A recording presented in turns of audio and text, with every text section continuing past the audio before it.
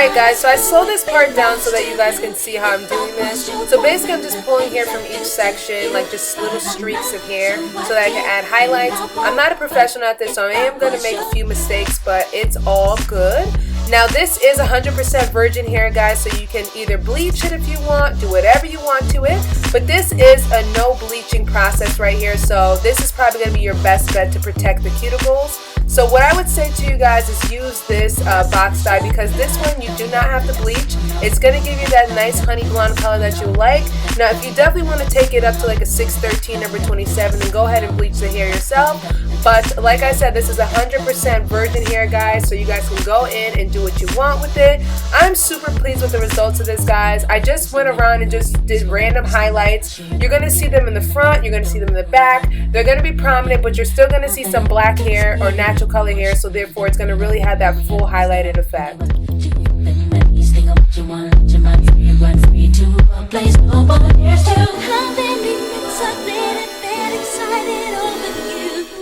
Close my eyes and thought of us 100 different ways. I've gotten there so many times, I wonder how much you. Day and night and day. All I've got to say is it's about your girl and all the things I do to you. I make it all my school belongs to you. If I was your woman, the things I did to you, but I'm not, so I can't and I won't.